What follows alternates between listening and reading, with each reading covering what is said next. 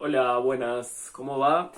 Bueno, voy a hacer esta vez la clase de pie para hacer alguna variación porque me aburrí de filmarme sentado. Así que bueno, va la clase esta vez de pie.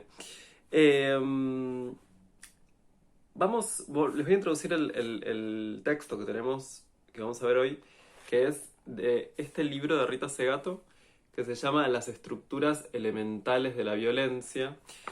Y en específico vamos a ver un capítulo de ese libro que se llama La economía del deseo en el espacio virtual, hablando sobre religión por Internet. La economía del deseo en el espacio virtual. Bueno, ya ahí hay un elemento interesante que es, hay una economía del deseo, ¿no? ¿Qué economía del deseo se pone en juego en la virtualidad? Y es un texto muy curioso para mí porque... muy interesante, muy curioso porque está analizando, es un texto del año 95 y está analizando como los albores de Internet.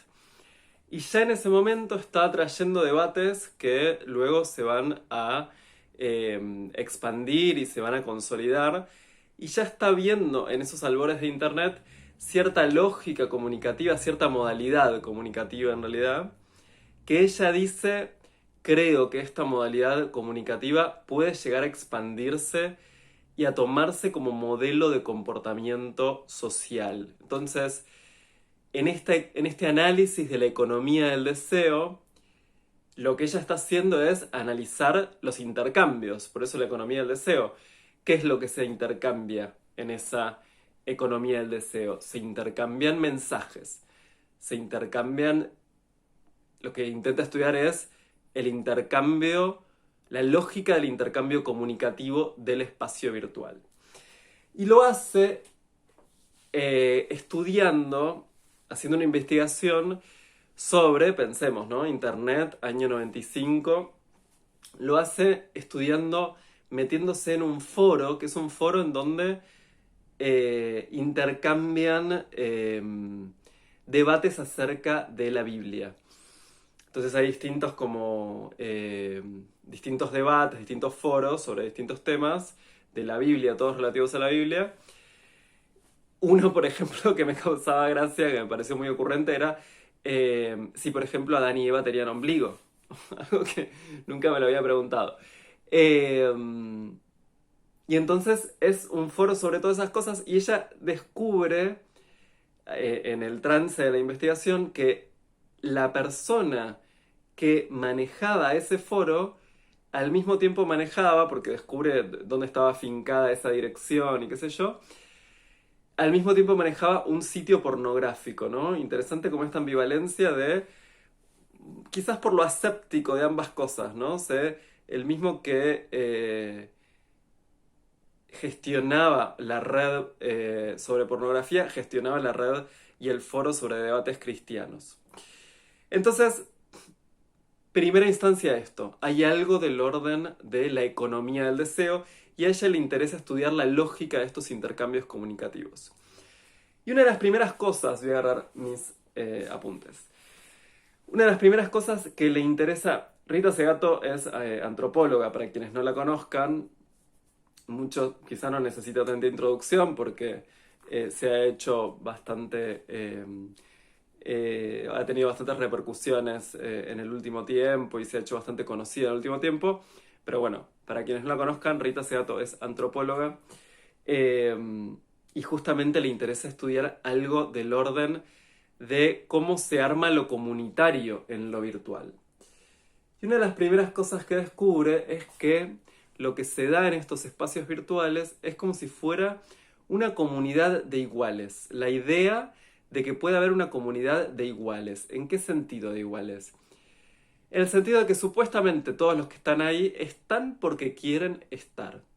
Es decir, si están ahí es porque eligen estar ahí. Al revés de lo que puede ser muchas comunidades de las que formamos parte. Uno no elige en qué familia nacer, uno o una no elegimos en qué, bueno, en fin, qué sé yo, la que se les ocurra. Digo, no sé, en el colegio hemos tenido comunidades impuestas, bueno, en fin, formamos parte de comunidades, ¿no? Uno no nace en qué país nacer, no decide en qué país nacer. Es decir, la pertenencia comunitaria es algo que es del orden de lo dado. No elegimos siempre a qué comunidades pertenecer. En cambio acá hay una comunidad de iguales en donde todos los que están supuestamente han decidido estar. Y hay algo entonces del ámelo o déjelo, dice ella. Es decir, si estás acá es porque querés estar, y si no, andate. Y uno se puede, y si no, andate, y si no, te puedes ir, y te puedes ir sin consecuencias, ¿no? Simplemente uno se da de baja de esos foros, bueno, en ese momento foros, hoy diríamos usuarios, redes, ¿no? Y uno se puede ir como sin mayores consecuencias, ¿no? Entonces, si es esta lógica del ámelo, déjelo, se sobreentiende que supuestamente todos los que están ahí es porque quieren. Y esta lógica del ámelo, déjelo también da poco lugar a que pueda aparecer el poder tratar realmente con la diferencia, ¿no? Inmediatamente sale la posibilidad de que si no me gusta algo, bueno, te vas, déjalo, ¿no? Pensemos en todos los verbos que funcionan en la intermediación entre personas en cualquier aplicación o en las redes, bloquear, denunciar, eliminar, bueno, en fin, todo eso, todos esos verbos que ya están preestablecidos en la interfaz como intermediando las acciones posibles entre las personas. Entonces es una comunidad estañada, dice ella, es decir, en donde si aparece la diferencia, no hay demasiado para poder hacer con la diferencia, sino que inmediatamente aparece la posibilidad de la eliminación. Pero una de las cosas que a ella le llama la atención cuando empieza a hacer este estudio es que generalmente los debates que ella ve siempre son debates infructuosos, es decir, son debates en los cuales eh, las posiciones originales de los interlocutores no varían, es decir, generalmente se terminan los intercambios sin que nada se altere las posiciones originales. Entonces son debates muy infructuosos que muchas veces también terminan o en insultos o en como un alejamiento como abruptamente.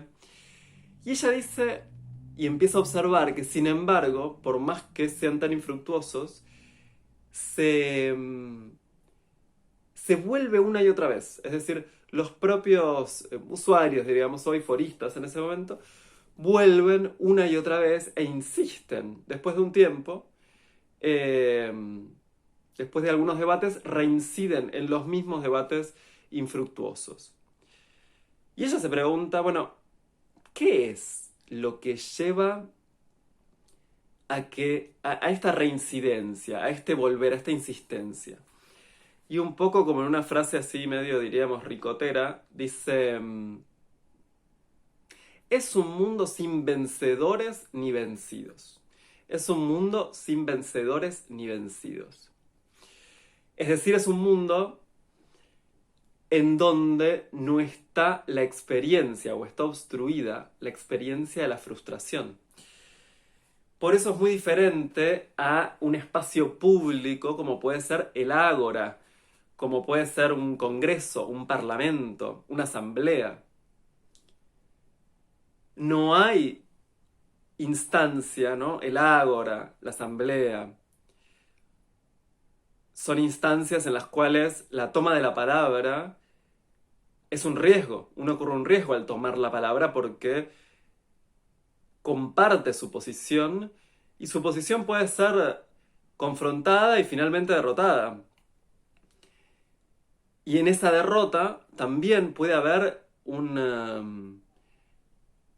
la semilla de un cambio de posición, de una reflexión.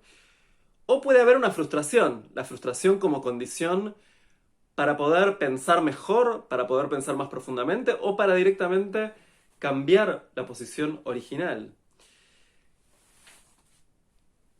Pero eso depende del encuentro con un otro. Eso depende del encuentro con un otro. Con otras posiciones que sean capaces de confrontar mi propia posición y con si se ha derrotado, ¿no? Pensemos en el ágora, en los sofistas, por ejemplo, que los sofistas concebían el debate público justamente casi como una gimnástica, como una... eh, sí, como una... casi atléticamente lo concebían, ¿no? Porque hay algo del orden del vencer, del poder vencer.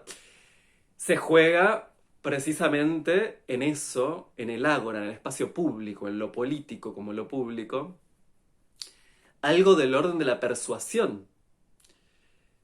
Bien, acá la persuasión está obstruida. Acá la persuasión está obstruida. Es decir, nadie cambia sus posiciones originales y nadie arriesga su posicionamiento subjetivo, sino que cada quien está como en una especie de monólogo. Ahora vamos a ver por qué, en lugar de una estructura dialogal, en lugar de una estructura dialógica, la lógica que se da acá es monológica. Bueno, voy a seguir en otro video porque después tarda mucho en subirse.